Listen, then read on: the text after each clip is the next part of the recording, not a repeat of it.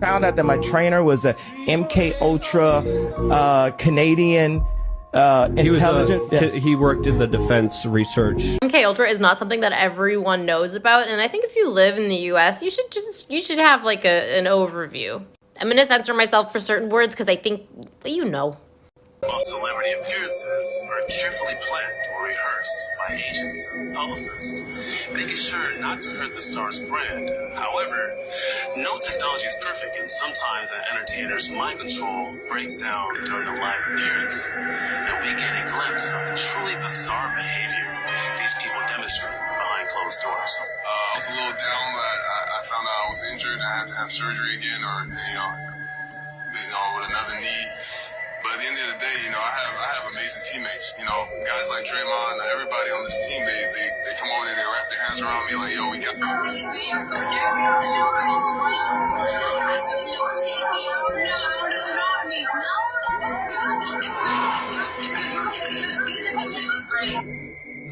Is this another MK Ultra programming malfunction?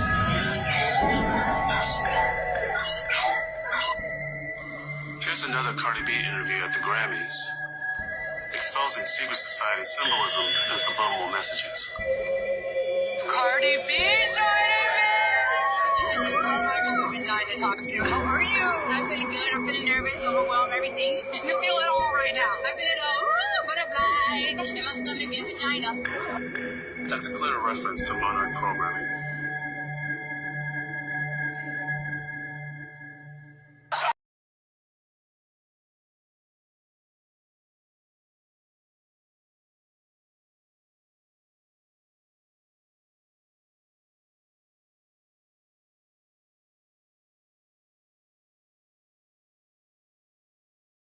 Do something with it. It's just money coming to me easily. Money coming in and needing me. Money coming in repeatedly.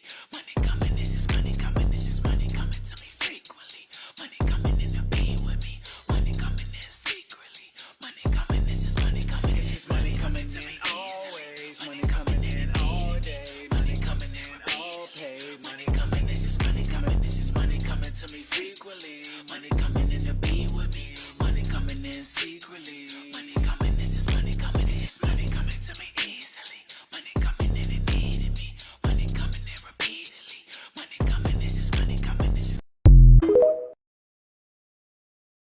You want more? I'll give you more. So I've shared a lot of blind items, especially in the wake of all the Epstein stuff, about a house on St. Charles.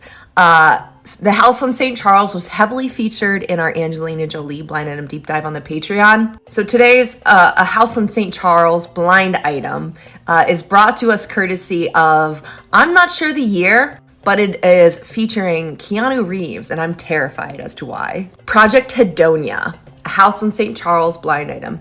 It all makes sense if you think about it. What was the house on St. Charles known for? As I've recounted here several times, it was designed as the ultimate honey trap house of all time. Maybe Epstein and Maxwell would say otherwise, but St. Charles has always got the Moss return for its buck. If you will also recall, the owners of the house specifically targeted big-name celebrities as a part of their push. They wanted control over actors and producers and directors. Why, though? They can pay, of course, and are worried about being caught as much as anyone else. But why them? Why the focus? Remember, so this house is in New Orleans. This house, remember this city is where, this is the city where the university covered up their experiments more so than anywhere else, and that's Tulane University. That's where my sister went. They had the doctor everyone feared the most. They had the doctor who knew more about altering brains than any other doctor in time.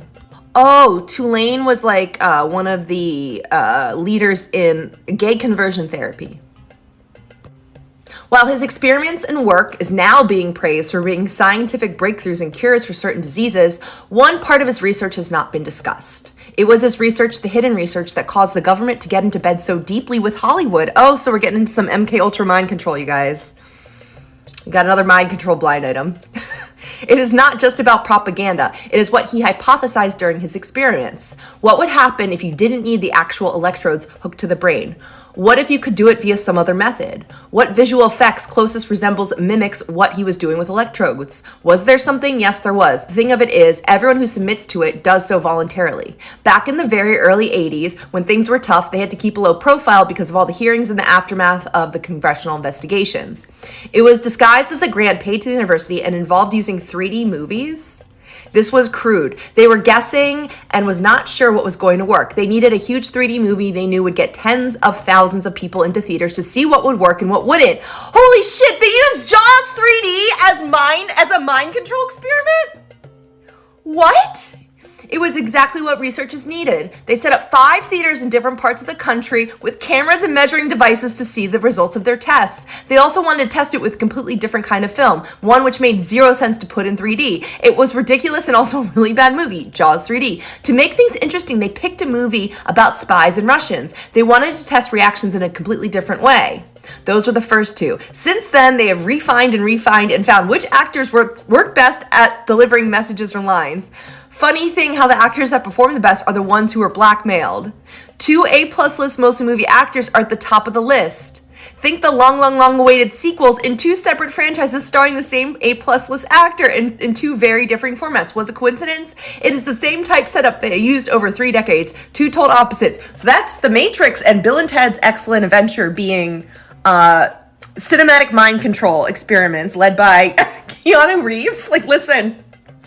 Honestly, 5 years ago, if I would have read this blind item, I would have been like, fucking way. I think there is a fucking way, and that's why I'm terrified. I truly believe this blind item, and that's very QAnon-y of me, but...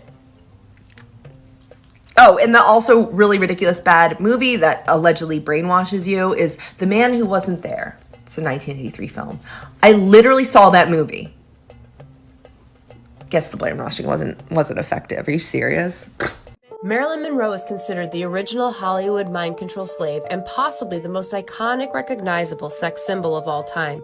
However, behind her photogenic smile was a fragile individual who was exploited and subjected to Monarch mind control. She had a difficult and unstable youth, being abused as a child, which made her a prime target for beta programming, a sexual slave form of mind control. Before becoming famous, Norma Jean went by the name Mona and worked as a stripper at a burlesque house in Los Angeles, where she first came into contact with Anton LaVey, the founder of the Church of Satan. LaVey's biography mentions having an affair with Monroe, but what he really meant was he became her handler and Monroe became his favorite beta sex kitten slave. The highest level of beta kitten slaves are used to serve as presidents. She was JFK's presidential model. Presidential models are given diamonds to signify their beta kitten status, hence diamonds are a girl's best friend. Her death, claimed to be by suicide from pill overdose, was at the young age of 36 and is one of the first mysterious celebrity deaths in popular culture. Jack Clemens, the first LAPD officer who investigated her death scene, has gone on record stating that he believes she was actually murdered. Strange events happened that night. Police were called more than an hour after Monroe was found dead. There were multiple pill bottles in her room, but no water. The time of death given by witnesses changed several times. Prime witness Eunice Murray left the country and was never questioned again. Are diamonds really a girl's best friend? Best friend. Just drop it. Like flat, all over soccer, football, wrestling, all over the place. You just drop it. You see the fake enemy lights blowing up? There's a reason for that. There's another thing that happens. Cloning in the player's playground. Some of them are not the players that you see. Some of them have on prosthetics. Some of them are, I'd say, creatures. They're hybrid. That does exist. Where their DNA is taken, again, for cloning facilities, like hair shaved, teeth pulled out, DNA taken, things like that. So let's say they break their hand quickly. There's something that can be used with machines. So med beds. We all know about med beds, right? So there's a definition of med beds going on backwards right now.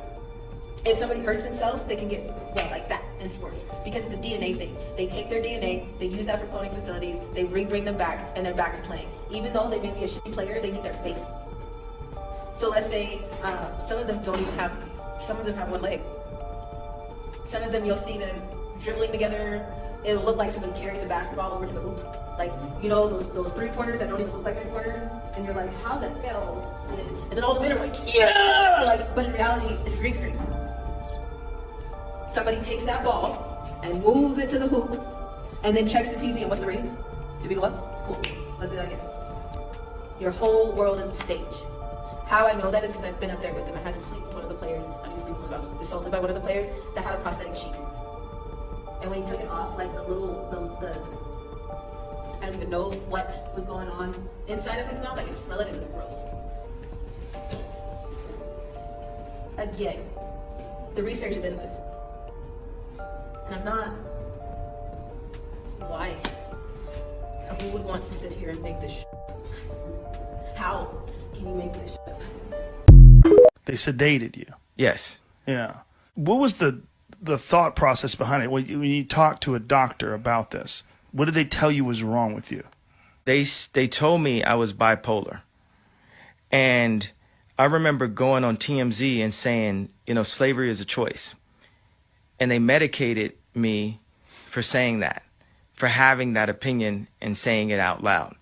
But as I put those contracts up, I'm saying this is a choice. As I, you know...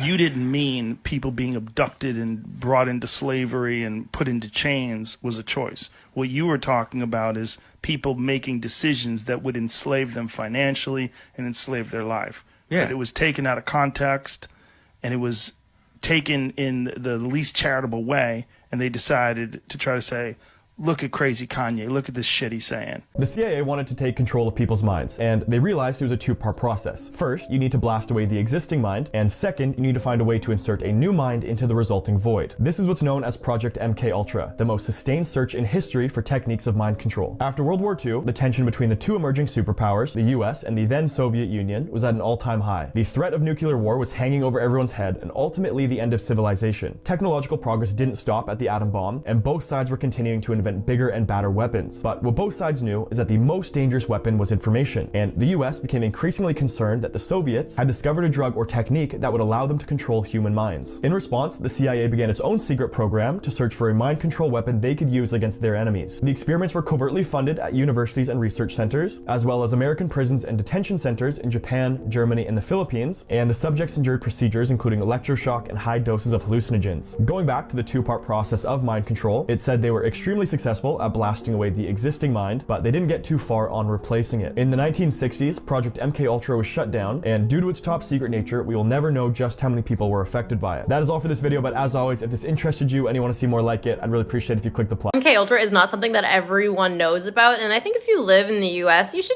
should have like an overview. I'm gonna censor myself for certain words because I think, well, you know. MKUltra was the codename for an illegal human experimentation program run by the CIA from the 50s to the 70s, so it ran for 20 years in the United States of America. And it really is one of those truth is stranger than fiction stories because it sounds like it's made up, but it's not. They recruited scientists from Germany that got in a lot of trouble for things they did during World War II in Germany. They were war criminals and they were brought over to the US to help with these experiments. Basically, the goal of this entire thing was to learn how to control other people's minds. Some of their methodologies were brainwashing, torture, abuse, isolation, sensory deprivation, hypnosis, drugs. Their favorite drug was LSD. Fun fact about LSD, it was actually brought over to the US for this program and accidentally created the entire LSD counterculture of the 60s. The stuff they did was so messed up that in 1973, when the program ended, the director of the CIA, Richard Helms, ordered that all documents about this project be destroyed. And so what we actually know today about what went on then is just a small percentage of what actually went on. We've had to rely on the little bit of documents that remained and the sworn testimonies of participants. Journalist Stephen Kinzer has written that this was essentially just a continuation of the work that they started in those camps. Some of the subjects of MKUltra were volunteers, a lot of them weren't. But even people that volunteered sometimes didn't really know what they were volunteering for. So for example, Whitey Bulger, the Boston mobster, was in prison at the time. This was earlier in his life. And he was told that they were researching a cure for schizophrenia. What they were actually researching was to see what the long-term effects of drugging someone with LSD for days on end would do. So they gave him LSD every day for over a year. He wrote that it was horrific, that he felt like he was going insane. And that was kind of the purpose. The goal of this was to, step one, erase people's minds, take away their identity, their individuality.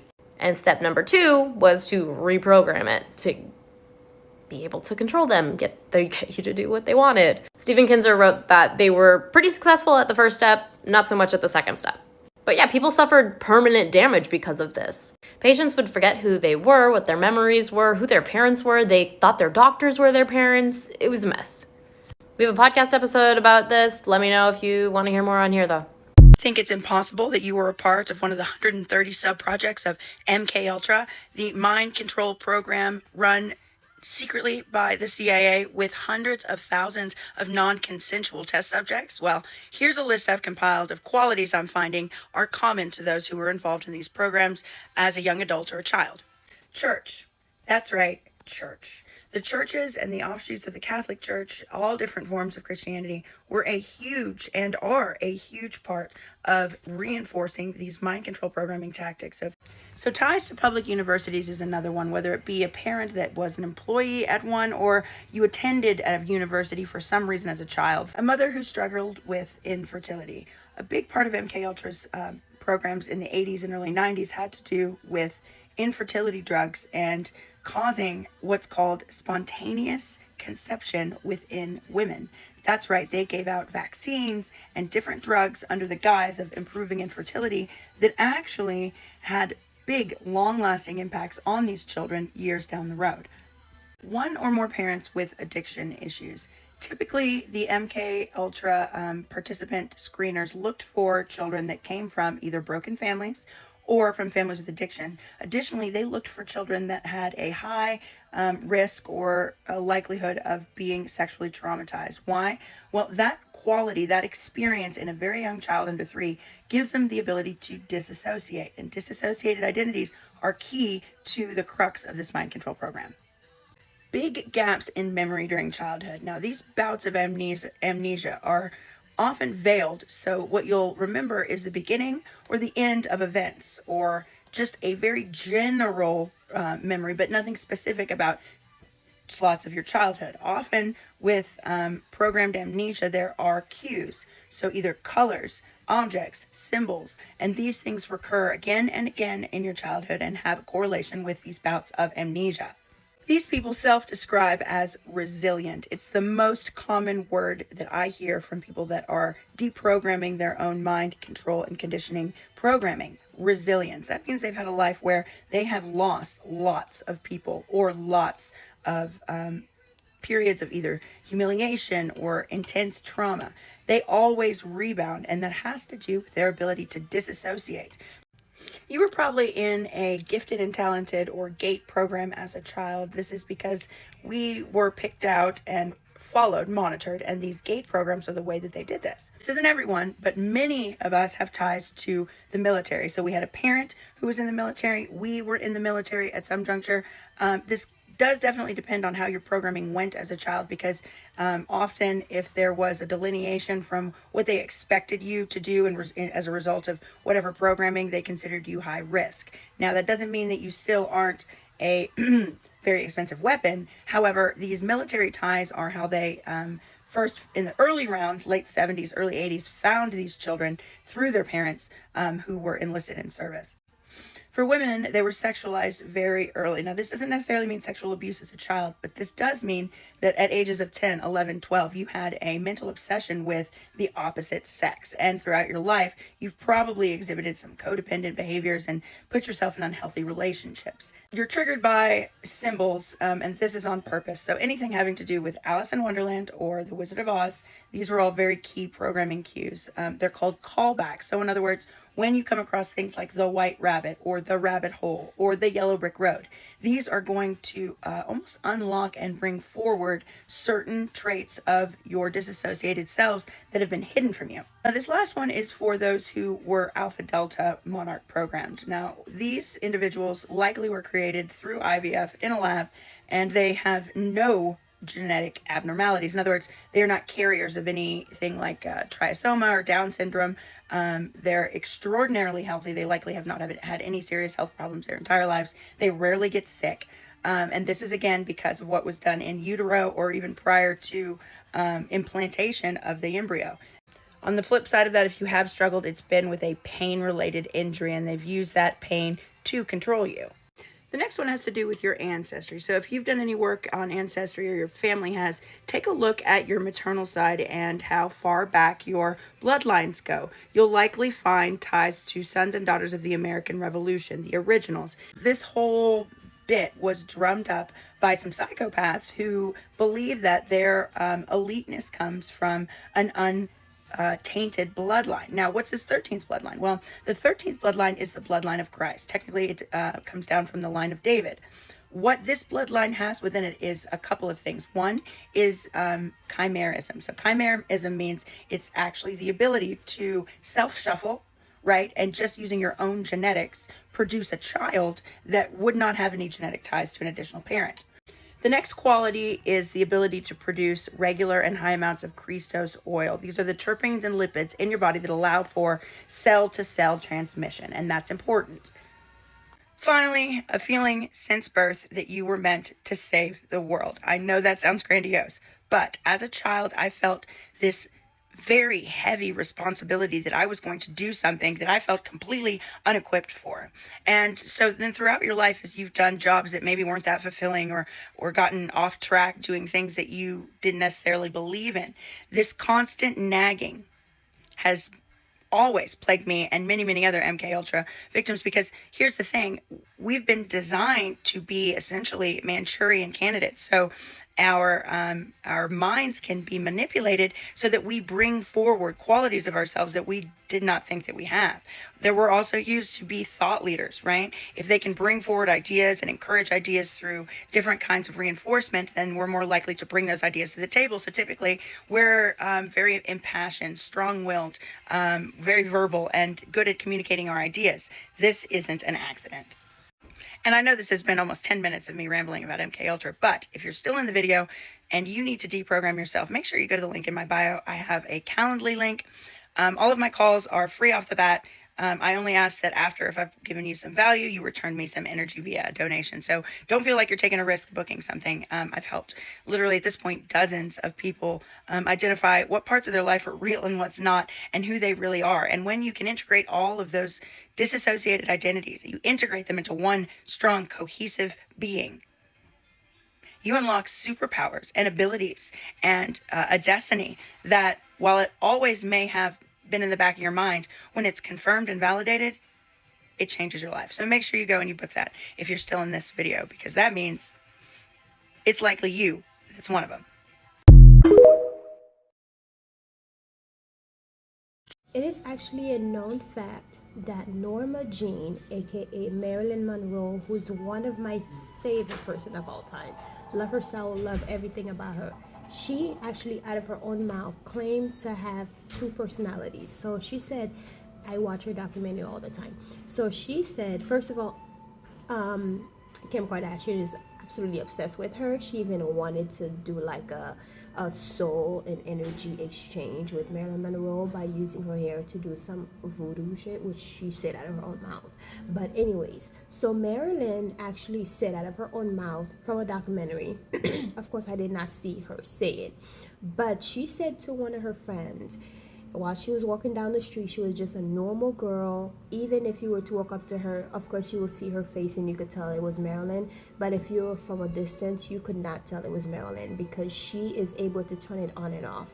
And she was walking with her friend and she was like, hey, you want to see her? Right? That's like someone, you know, Bates Motel. The mother of Norma Jean Bates, I think her character was kind of something similar to Marilyn Monroe. Her whole story was basically Marilyn Monroe's story, because she used to be poor, she was an orphan, and she changed her name to Marilyn Monroe from Norma Jean.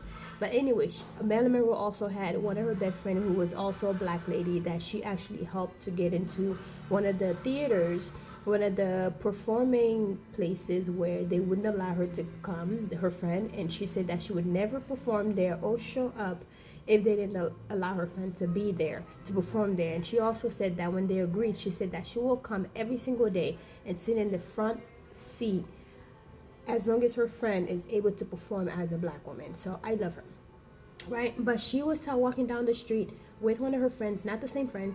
She said, hey, you want to see her in action? And then literally she like flipped the switch and she became Marilyn. So just like Norman Bates, how he can be two people at the same time, but he doesn't know when he switched to be that person. That's kind of how she was, but she controlled it. Like she knew how to like switch to be Marilyn, just like she could switch to be, you know, the actress who is on stage. But when she switched to be the other person, she's more of Norma Jean. And she was married at a very young age. She became a housewife, but she hated it. She liked to dress up and all that, but she absolutely hated to be a housewife. So she did. Then she ended up getting a divorce, but she did get married really, really young, which is where she learned to really beautify herself. And also she was like one of the most beautiful young ladies, but she was treated the worst, especially during Hollywood.